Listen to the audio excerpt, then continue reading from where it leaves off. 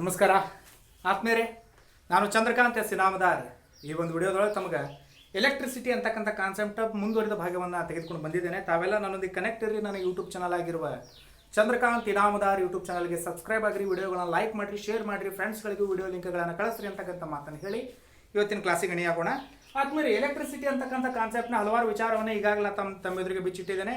ಇದು ಮುಂದುವರಿದ ಭಾಗದಲ್ಲಿ ಮೋಟಾರ್ ವಿದ್ಯುತ್ ಚಾಲಕ ಅಥವಾ ವಿದ್ಯುತ್ ಚಾಲಕವನ್ನು ನಾವು ನೋಡಿದಾಗ ಮೋಟಾರ್ ಅಂದ್ರೆ ಏನು ಅಂತಕ್ಕಂಥ ಡೆಫಿನೇಷನ್ ಅನ್ನು ನೋಡ್ತಾ ಬಂದರೆ, ವಿದ್ಯುತ್ ಜನಕದ ವಿರುದ್ಧ ತತ್ವವನ್ನು ಅಳವಡಿಸಿ ತಂತಿಯಲ್ಲಿ ವಿದ್ಯುತ್ತನ್ನು ಹರಿಸಿದಾಗ ಅದರ ವೇಗ ಅದು ಅತಿ ವೇಗವಾಗಿ ಚಲಿಸ್ತಾ ಹೋಗ್ತದೆ. ಇದೇ ವಿದ್ಯುತ್ ಚಾಲಕ ಅಂದರೆ ಮೋಟಾರ್ ಅಂತ ಹೇಳಿ ಕರಿತಾ ಇದ್ದೀವಿ. ಇಲ್ಲಿ ಏನು ಮಾಡ್ತೀವಿ, ವಿದ್ಯುತ್ ಜನಕದ ತತ್ವವನ್ನು ವಿರುದ್ಧವಾಗಿ ಅಳವಡಿಸ್ತೀವಿ. ಆ ಒಂದು ವಿರುದ್ಧವಾಗಿ ಅಳವಡಿಸಿದ ನಂತರ ಆ ಒಂದು ವಿರುದ್ಧ ತತ್ವವನ್ನು ಇಲ್ಲಿ ಅಳವಡಿಸಿದ ನಂತರ ತಂತಿಯಲ್ಲಿ ವಿದ್ಯುತ್ತನ್ನು ಹರಿಸಿದಾಗ ಅದರ ವೇಗವಾಗಿ ತಿರುಗ್ತಾ ಹೋಗ್ತದೆ. ಇದನ್ನೇನು ಕರಿತೀವಿ ಅಂದರೆ ವಿದ್ಯುತ್ ಚಾಲಕ ಅಥವಾ ಮೋಟಾರ್ ಅಂಥೇಳಿ ನಾವು ಕರಿತಾ ಹೋಗ್ತೀವಿ. ಈಗ ಇನ್ನೊಂದು ವಿಚಾರವನ್ನು ತೆಗೆದುಕೊಂಡು ಬರಬೇಕಪ್ಪ, ಯಾವುದು ವಿದ್ಯುತ್ ಕೋಶ. ಇನ್ನು ನೋಡ್ರಿ, ವಿದ್ಯುತ್ ಚಾಲಕ ಇನ್ನು ವಿದ್ಯುತ್ ಕೋಶದ ಬಗ್ಗೆ ನಾವು ಗಮನಿಸ್ತಾ ಬಂದರೆ ಏನಿದೆ ವಿದ್ಯುತ್ ಕೋಶ ಅಂತಂದರೆ, ವಿದ್ಯುತ್ ಕೋಶ ಅಂತಕ್ಕಂಥದ್ದು ಬೆಳಕಿನ ಶಕ್ತಿಯನ್ನು ವಿದ್ಯುತ್ತನ್ನಾಗಿ ಪರಿವರ್ತಿಸ್ತಕ್ಕಂಥದ್ದೇ ಯಾವುದಪ್ಪ ಅಂದರೆ ವಿದ್ಯುತ್ ಕೋಶ. ಬೆಳಕಿನ ಶಕ್ತಿಯನ್ನು ವಿದ್ಯುತ್ ಶಕ್ತಿಯನ್ನಾಗಿ ಪರಿವರ್ತಿಸ್ತಕ್ಕಂಥದ್ದೇ ವಿದ್ಯುತ್ ಕೋಶ. ಫಾರ್ ಎಕ್ಸಾಂಪಲ್, ಕಳ್ಳ ಬಂದಾಗ ಶಬ್ದ ಮಾಡ್ತಕ್ಕಂಥ ಒಂದು ಗಂಟೆ, ಈ ಒಂದು ಫೋಟೋ ವಿದ್ಯುತ್ ಕೋಶದ ಒಂದು ತಾಜಾ ಉದಾಹರಣೆ. ಏನಪ್ಪ ಅಂದ್ರೆ ಬೆಳಕಿನ ಶಕ್ತಿಯನ್ನು ವಿದ್ಯುತ್ ಶಕ್ತಿಯನ್ನಾಗಿ ಪರಿವರ್ತಿಸ್ತಕ್ಕಂಥ ಒಂದು ಶಕ್ತಿ ಹೊಂದಿದೆ. ಇನ್ನು ಮುಂದೆ ನಾವು ನೋಡ್ತಾ ಬಂದರೆ ವಿದ್ಯುತ್ ಜನಕ ಹೇಳಿದ್ವಿ. ವಿದ್ಯುತ್ ಜನಕದ ವಿರುದ್ಧ ತತ್ವ ಅಂತಂದ್ರೆ ಯಾವುದಪ್ಪ, ಮೋಟಾರು. ಹಂಗಾರೆ ವಿದ್ಯುತ್ ಜನಕ ಅಂದ್ರೇನು ಅದ್ರ ಬಗ್ಗೆ ನೋಡ್ಬೇಕಲ್ಲ. ವಿದ್ಯುತ್ ಜನಕ ಅಂದ್ರೇನು ಅದ್ರ ಬಗ್ಗೆ ನಾವು ಸ್ಟಡಿ ಮಾಡ್ತಾ ಬಂದರೆ, what is the meaning of this term? ಇದು ಟರ್ಮ್ ಮೇಲೆ ನಿಂತ ಡೈನಾಮೋ ಅಂತ ಕರಿತೀವಿ. ವಿದ್ಯುತ್ ಜನಕಗಳು ಡೈನಾಮೋ ಅಂದ್ರೆ ಏನಪ್ಪ ಅಂದ್ರೆ, ಒಂದು ಯಾಂತ್ರಿಕ ಶಕ್ತಿಯನ್ನು ವಿದ್ಯುತ್ ಶಕ್ತಿಯನ್ನಾಗಿ ಬದಲಾವಣೆ ಮಾಡ್ತಕ್ಕಂಥ ಸಾಧನವನ್ನು ಡೈನಾಮೋ ಅಂತ ಕರಿತೀವಿ. ಅಂದರೆ ವಿದ್ಯುತ್ ಜನಕ ಅಂತ ಕರಿತೀವಿ. ಅಂದ್ರೇನು, ಯಾಂತ್ರಿಕ ಶಕ್ತಿಯನ್ನು ವಿದ್ಯುತ್ ಶಕ್ತಿಯನ್ನಾಗಿ ಬದಲಾಯಿಸ್ತಕ್ಕಂಥ ಒಂದು ಸಾಧನ. ಇದನ್ನು ಯಾರು ಕಂಡುಹಿಡಿದ್ರು? ಅಪ್ರಾಕ್ಸಿಮೇಟ್ಲಿ ಇದು ಗ್ಯಾರಂಟಿ ಯಾರು, ಮೈಕಲ್ ಫ್ಯಾರಡೆ ಅಂತಕ್ಕಂಥ ಮಹಾನ್ ವಿಜ್ಞಾನಿ ಇದನ್ನು ಕಂಡುಹಿಡಿದ್ರು. ಇದು ನೇರ ವಿದ್ಯುತ್ತನ್ನು, ಡೈರೆಕ್ಟ್ ಕರೆಂಟ್, DC ಕರೆಂಟನ್ನು ಉತ್ಪತ್ತಿ ಮಾಡ್ತದೆ. ಯಾವುದು? ವಿದ್ಯುತ್ ಜನಕ ಡೈನಾಮೋ ಅಂತಕ್ಕಂಥದ್ದು. ಇನ್ನು ವಿದ್ಯುತ್ ರೋಧವನ್ನು ನಾವು ಗಮನಿಸಬೇಕಾದ್ರೆ ಅದಕ್ಕೆ ಕೆಲವೊಂದಿಷ್ಟು ಮೂಲಭೂತವಾದಂಥ ಒಂದಿಷ್ಟು ವಿಚಾರಗಳಿದಾವೆ. ಏನಂತಂದ್ರೆ, ವಿದ್ಯುತ್ ರೋಧವನ್ನು ಅವಲಂಬಿಸಿರುವ ಅಂಶಗಳು ಯಾವುವು? ಅವಲಂಬಿಸಿದ ಅಂಶಗಳು, ಅವುಗಳ ಬಗ್ಗೆ ನಾವು ನೋಡ್ತೀವಿ. ಏನು ಅಂಶಗಳಿದಾವೆ, ಯಾವ ಅಂಶಗಳ ಮೇಲೆ ವಿದ್ಯುತ್ ರೋಧ ಅಂತಕ್ಕಂಥದ್ದು ನಿರ್ಭರವಾಗಿದೆ ಅಂತಕ್ಕಂಥದ್ದು ಗಮನಿಸ್ತಾ ಬಂದರೆ, ವಿದ್ಯುತ್ ರೋಧವನ್ನು ಅವಲಂಬಿಸಿರ್ತಕ್ಕಂಥ ಅಂಶಗಳು ಒಟ್ಟಾರೆಯಾಗಿ ನೋಡ್ತಾ ಬಂದರೆ, ವಾಹಕದ ತಾಪದ ಮೇಲೆ ವಿದ್ಯುತ್ ರೋಧ ಅವಲಂಬಿತವಾಗಿದೆ. ವಾಹಕದ ತಾಪ ಅಂದ್ರೇನು ನೋಡ್ರಿ, ವಾಹಕದ ತಾಪ ಅಂದ್ರೇನು ಅಂತಕ್ಕಂಥದ್ದು ನಾವು ನೋಡ್ತಾ ಬಂದರೆ, ವಿದ್ಯುತ್ ರೋಧ ಅಂದ್ರೇನು ಗೊತ್ತಿದೆಯಲ್ಲ, ವಿದ್ಯುತ್ ಅಂಶಗಳ ಚಲನೆಗೆ ಅಡಚಣೆ ಉಂಟು ಮಾಡ್ತಕ್ಕಂಥ ವಸ್ತುವಿನ ಗುಣವನ್ನು ವಿದ್ಯುತ್ ರೋಧ ಅಂತ ಕರಿತೀವಿ. ಈ ಒಂದು ವಿದ್ಯುತ್ ರೋಧವನ್ನು ಅವಲಂಬಿಸಿರ್ತಕ್ಕಂಥ ಅಂಶ ಯಾವುದಪ್ಪ ಅಂತಂದರೆ ವಾಹಕದ ತಾಪ. ಏನು ವಾಹಕದ ತಾಪ ಅಂತಂತಂದರೆ, ವಾಹಕದ ಉಷ್ಣಾಂಶ ಯಾವ ರೀತಿ ಹೆಚ್ಚಾಗ್ತಾ ಹೋಗ್ತದೆ ಹಾಗೆ ಪರಮಾಣುಗಳು ಹೆಚ್ಚು ರಭಸವಾಗಿ ಕಂಪಿಸಲಿಕ್ಕೆ ಅಲ್ಲಿ ಆರಂಭ ಮಾಡ್ತವೆ.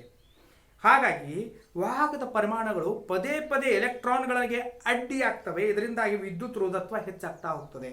ಅಂದರೆ ಅದಕ್ಕೆ ಅಡ್ಡಿ ಆಗಬೇಕು, ಅಂದರೆ ಅದೇ ವಿದ್ಯುತ್ ರೋಧ ಅಂತ ಕರಿತೀವಿ. ಉಷ್ಣಾಂಶ ಹೆಚ್ಚಾದಂಥ ಪರಮಾಣುಗಳು ಹೆಚ್ಚು ರಭಸವಾಗಿ ಚಲಿಸ್ತವೆ. ಇದರಿಂದ ಆ ಒಂದು ಎಲೆಕ್ಟ್ರಾನ್ಗಳಿಗೆ ಅಡ್ಡಿ ಆಗ್ತವೆ. ಹಾಗಾಗಿ ವಿದ್ಯುತ್ ರೋಧತ್ವ ಅಲ್ಲಿ ಹೆಚ್ಚಾಗ್ತಾ ಹೋಗ್ತದೆ. ವಾಹಕದ ತಾಪ ಹೆಚ್ಚಿದಂತೆ ವಿದ್ಯುತ್ ರೋಧ ಹೆಚ್ಚಾಗ್ತದೆ. ಇನ್ನು ವಾಹಕದ ತಂತಿಯ ಉದ್ದವನ್ನು ಗಮನಿಸಿದಾಗ, ವಾಹಕದ ತಂತಿಯ ಉದ್ದದಷ್ಟು ಎಲೆಕ್ಟ್ರಾನ್ಗಳು ಸರಾಗವಾಗಿ ಚಲಿಸಲಿಕ್ಕೆ ತೊಂದರೆ ಆಗ್ತದೆ. ಅಂದರೆ ಉದ್ದ ಹೆಚ್ಚಾದಂಗೆ ಎಲೆಕ್ಟ್ರಾನ್ಗಳ ಚಲನೆಗೆ ತೊಂದರೆ ಆಗ್ತದೆ.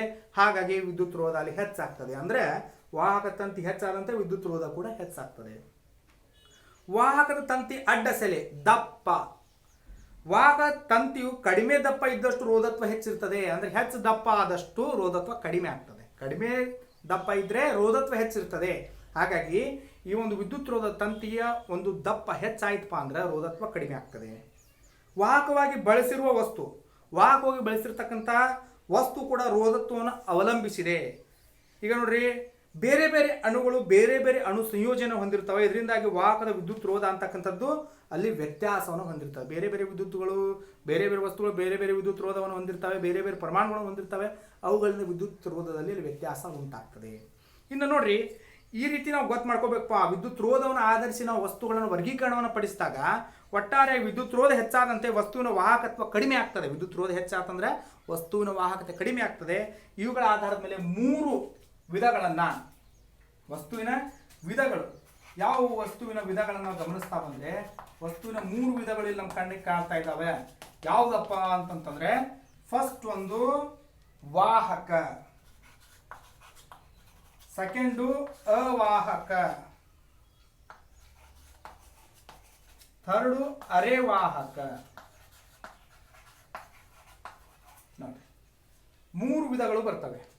ವಾಹಕ ಅಂದ್ರೆ ಈಸಿ ಗೊತ್ತದೆ. ಯಾವ ವಸ್ತುಗಳು ಈ ಒಂದು ವಿದ್ಯುತ್ ಎಲೆಕ್ಟ್ರಾನ್ಗಳನ್ನು ಸ್ವತಂತ್ರವಾಗಿ ಚಲಿಸಿ ವಿದ್ಯುತ್ ಸರಾಗವಾಗಿ ಹರಿಲಿಕ್ಕೆ ಅನುಕೂಲ ಮಾಡಿಕೊಡ್ತಾವೋ ಅವುಗಳು ವಾಹಕ ಆಗ್ತವೆ.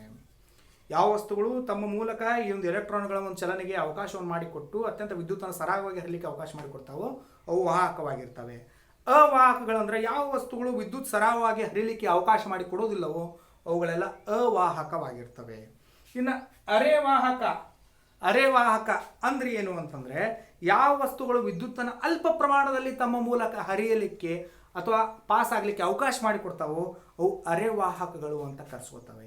ಇವೆಲ್ಲ ಆದಮೇಲೆ ಮತ್ತೊಂದು ಬರ್ತದೆ ಆದ್ಮೇಲೆ, ಅದ್ಯಾವಪ್ಪ ಅಂದ್ರೆ ಆದಿವಾಹಕತ್ವ, ಸೂಪರ್ ಕಂಡಕ್ಟರ್ ಅಂತ ಕರಿತೀವಿ.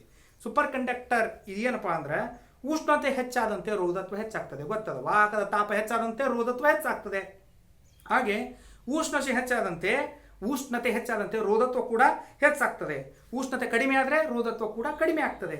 ಲೋಹ ಅಥವಾ ಸಂಯುಕ್ತಗಳ ಉಷ್ಣತೆಯನ್ನು ಅತಿ ಕಡಿಮೆ ಮಾಡಿದಾಗ ರೋಧತ್ವ ಏನಾಗ್ತದೆ? ಶೂನ್ಯವಾಗ್ತದೆ. ಇವುಗಳು ಅವಾಹಕತ್ವವನ್ನು ಹೊಂದಿರ್ತವೆ. ಇಂಥ ವಸ್ತುಗಳನ್ನು ಆದಿವಾಹಕತ್ವಗಳು, ಸೂಪರ್ ಕಂಡಕ್ಟರ್ ಅಂತ ಕರಿತೀವಿ. ನೋಡ್ರಿ, ಉಷ್ಣತೆ ಹೆಚ್ಚಾದಂಥ ರೋಧತ್ವ ಹೆಚ್ಚಾಗ್ತದೆ, ಉಷ್ಣತೆ ಕಡಿಮೆ ಆದಂಗೆ ರೋಧತ್ವ ಕಡಿಮೆ ಆಗ್ತದೆ. ತೀರಾ ಅತಿ ಕಡಿಮೆ ಮಾಡಿದಾಗ, ಆ ಒಂದು ಉಷ್ಣತೆನ ಅತಿ ಕಡಿಮೆ ಮಾಡಿದಾಗ ರೋಧತ್ವ ಶೂನ್ಯ ಆಗಿ ಹೋಗ್ತದೆ. ಅಂಥ ಸಮಯದಲ್ಲಿ ಆ ವಸ್ತುಗಳನ್ನು ನಾವು ಆದಿವಾಹಕತ್ವವನ್ನು ಅವು ಹೊಂದುತ್ತವೆ. ಆದಿವಾಹಕತ್ವವನ್ನು ಹೊಂದಿದಾಗ ಅವುಗಳನ್ನು ನಾವು ಆದಿವಾಹಕ ವಸ್ತುಗಳಂತ ಕರಿತೀವಿ, ಸೂಪರ್ ಕಂಡಕ್ಟರ್ ಅಂತ ಹೇಳಿ ಕರಿತಾ ಇದ್ದೀವಿ. ಆದ್ಮೇಲೆ ಇದು ಇವತ್ತಿನ ಕಾನ್ಸೆಪ್ಟ್ನಲ್ಲಿ ಮೋಟಾರು, ವಿದ್ಯುತ್ ಕೋಶ, ವಿದ್ಯುತ್ ಜನಕ, ವಿದ್ಯುತ್ ರೋಧವನ್ನು ಅವಲಂಬಿಸಿರತಕ್ಕಂಥ ಒಂದು ಅಂಶಗಳು ಹಾಗೂ ಅವುಗಳ ಆಧಾರದ ಮೇಲೆ ವಸ್ತುವಿನ 3 ವಿಧಗಳು, ಅದರೊಂದಿಗೆ ಸೂಪರ್ ಕಂಡಕ್ಟರ್ ಆದಿವಾಹಕತ್ವದ ಬಗ್ಗೆ ಇವತ್ತಿನ ಕ್ಲಾಸ್ನಲ್ಲಿ ತಿಳ್ಕೊಂಡ್ವಿ. ನೆಕ್ಸ್ಟ್ ಕ್ಲಾಸ್ನಲ್ಲಿ ಮತ್ತೊಂದಿಷ್ಟು ವಿಚಾರವನ್ನು ತೆಗೆದುಕೊಂಡು ಬರ್ತಾ ಇದ್ದೇನೆ. ಅದಕ್ಕಾಗಿ ತಾವೆಲ್ಲ ಏನು ಮಾಡಬೇಕು, ನನ್ನೊಂದಿಗೆ ಕನೆಕ್ಟ್ ಇರಿ. ನಾನು ಯೂಟ್ಯೂಬ್ ಚಾನಲ್ ಆಗಿರುವ ಚಂದ್ರಕಾಂತ್ ಇನಾಮದಾರ್ ಯೂಟ್ಯೂಬ್ ಚಾನಲ್ಗೆ ಸಬ್ಸ್ಕ್ರೈಬ್ ಆಗಿರಿ, ವಿಡಿಯೋಗಳ ಲೈಕ್ ಮಾಡಿರಿ, ಶೇರ್ ಮಾಡಿರಿ, ಫ್ರೆಂಡ್ಸ್ಗಳಿಗೆ ವಿಡಿಯೋ ಲಿಂಕ್ಗಳನ್ನು ಕಳಿಸ್ರಿ ಅಂತಕ್ಕಂಥ ಮಾತನ್ನು ಹೇಳಿ ಈ ಒಂದು ಕ್ಲಾಸನ್ನು ಇಲ್ಲಿ ಮುಗಿಸ್ತಾ ಇದ್ದೇನೆ. ವಿಡಿಯೋ ನೋಡಿದ್ದಕ್ಕಾಗಿ ಧನ್ಯವಾದಗಳು. ನಮಸ್ಕಾರ.